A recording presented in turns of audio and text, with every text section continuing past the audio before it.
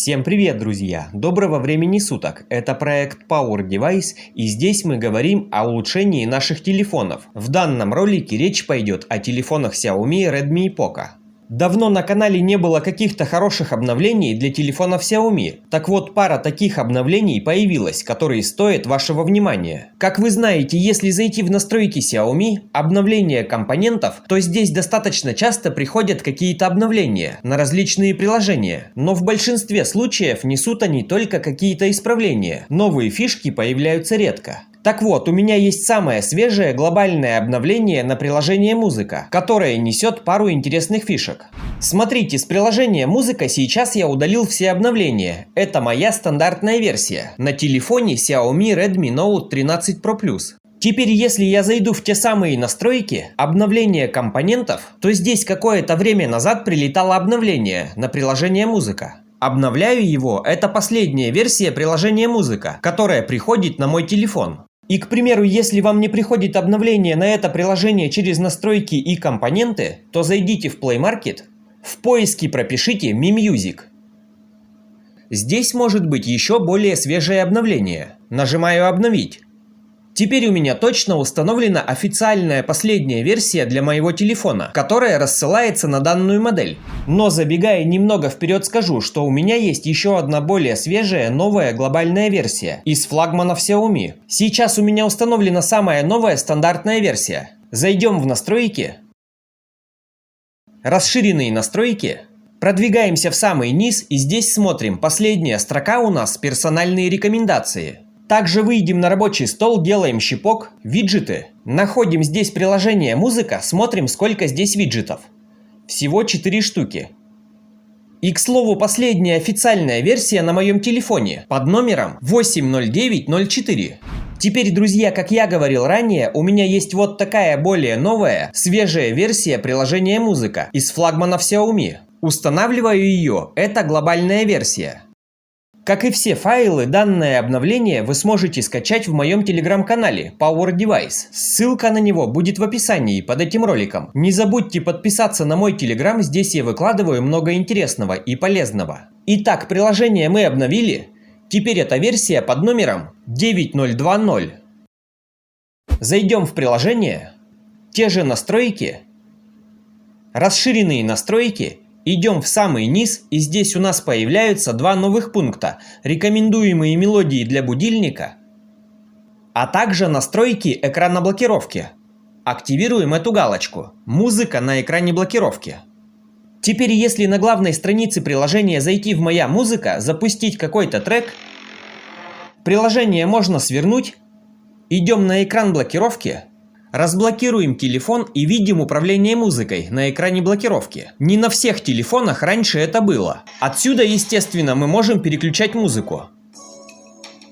Также этот экран можно смахнуть вверх. К слову говоря, в настройках музыки, в расширенных настройках, не забывайте отключать вот эти галочки: показывать рекламу, показывать рекомендации во время запуска в интернете. Также я отключаю персональные рекомендации. Еще в данном обновлении, если мы зайдем в наушники и эквалайзер, на некоторых телефонах здесь будет отдельное меню. Это зависит сугубо от вашей прошивки. На моих телефонах Xiaomi, как вы видели, меня перекидывает в основные настройки, а на некоторых прошивках эквалайзер появляется прямо здесь. Плюс еще две дополнительные крутилки для улучшения звучания. Плюс ко всему, помните, в начале видео я делал щипок и заходил в виджеты. С этим обновлением появляется еще один виджет. Вот он. Через этот виджет вы быстро можете заходить в треки, которые можно слушать через интернет, также в текущие треки, которые сейчас воспроизводятся, в избранные, либо недавно прослушанные. Также обратите внимание, что при закрытии у него есть анимация.